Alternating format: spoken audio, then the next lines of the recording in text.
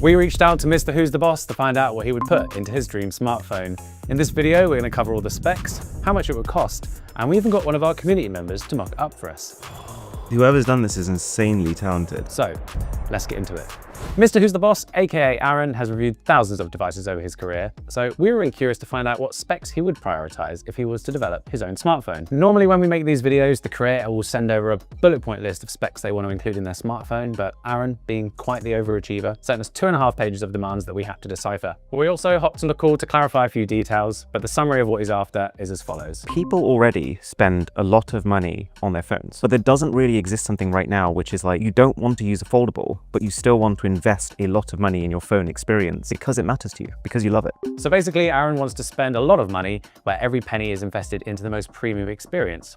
Sounds simple enough, right? We shared this with all the experts here at Nothing to find out what it would take to make his dream phone come to life. To start us off, Aaron wants to include Qi 2.2 wireless charging for his device. For those who don't know, Qi 2.2 is a new wireless charging standard which allows for faster charging speeds, better efficiency, and allows devices to remain compatible with Apple's MagSafe.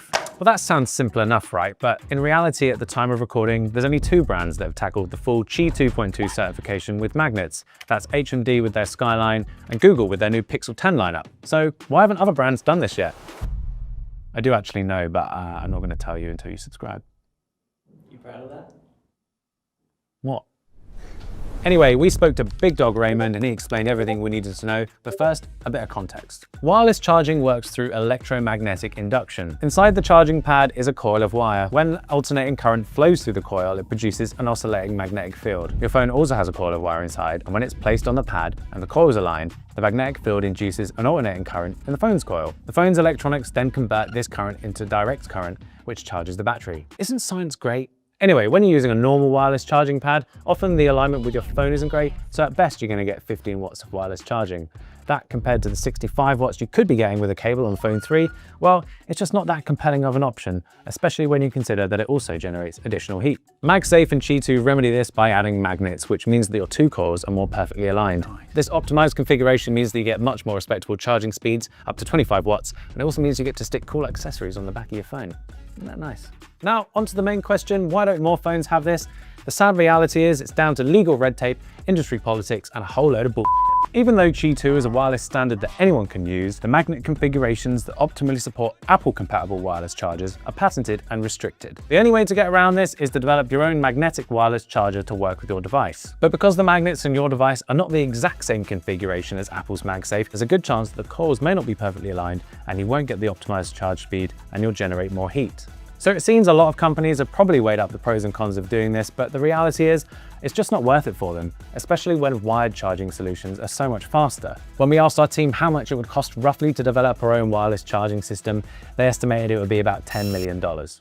But look at the name of the video. This is Aaron's dream phone, so of course we're going to do it by adding 10 million to the pot, plus an additional $4 for the charge coil. Next up, we have cameras, and for this, Aaron requested the same system as the Xiaomi 15 Ultra because he likes the style of the images. Now, we haven't really gone into this before on the channel, but there's loads of reasons why image styles differ between different brands. Phone camera sensors don't have the luxury of size compared to their DSLR or mirrorless counterparts. For example, the Phone 3 has a 1/1.3 inch main sensor that measures about 9.8 by 7 millimeters. That's tiny compared to the camera we're filming on right now, which has a full frame sensor that measures 35.6 by 23.8 millimeters.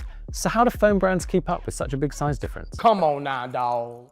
Come on, man. Over the past 20 years, smartphone cameras have closed the gap considerably, partly due to advancements in hardware, but mostly due to something called computational photography. This translates to a bunch of algorithms which are used to enhance your photos. And it's these algorithms that are the main reason for different styles between brands. And the teams that make these ain't cheap. For example, here at Nothing, we have about 100 people in our camera team, which is tiny compared to Apple, which reportedly has a camera team of about 800 people. Isn't that more than like our whole company? Yeah. Oh!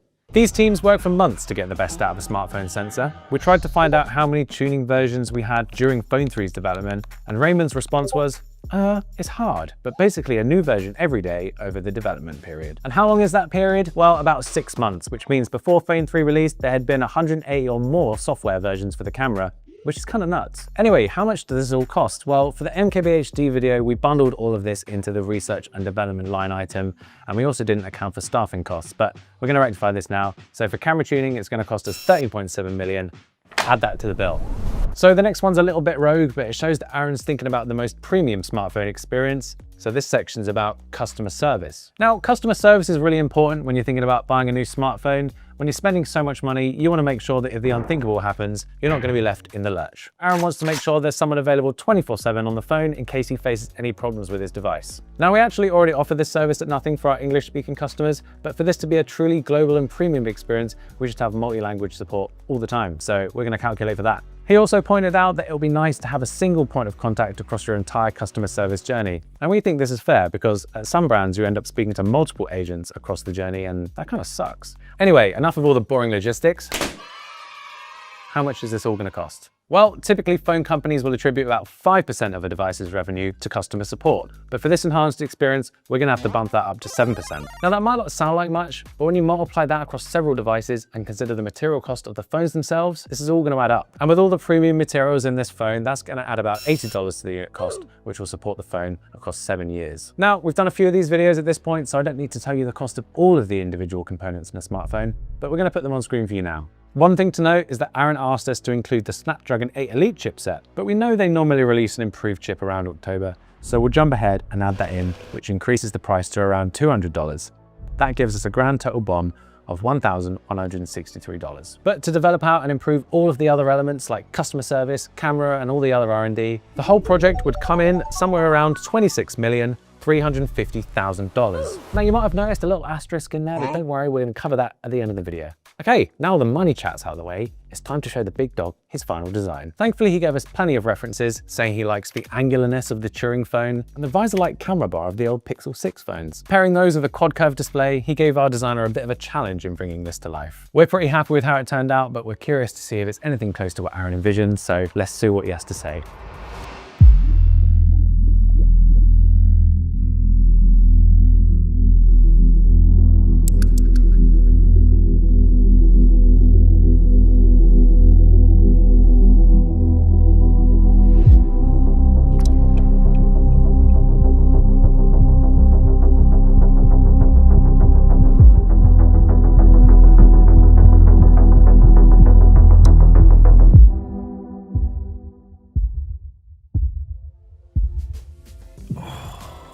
Whoever's done this is insanely talented. Oh my god. So yeah, it's kind of it's a very interesting mix of curvature with geometry. It's completely nailed that like cyberpunky aesthetic I was trying to go for. It was quite an extensive brief.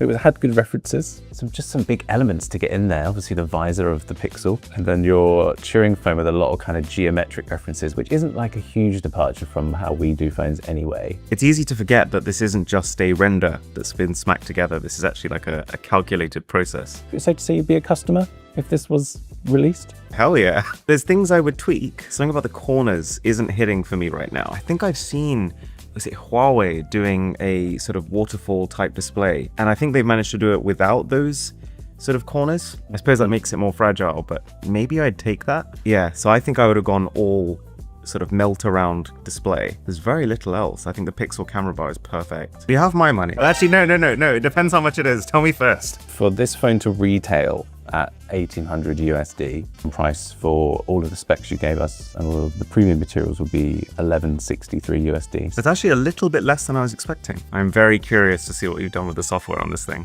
Aaron raises a pretty good question. Remember that asterisk from earlier? Well, in the original brief, he asked for a fully custom OS as well, so we're going to do a part 2. This one's going to be all about software, so be sure to subscribe and we'll catch you next week.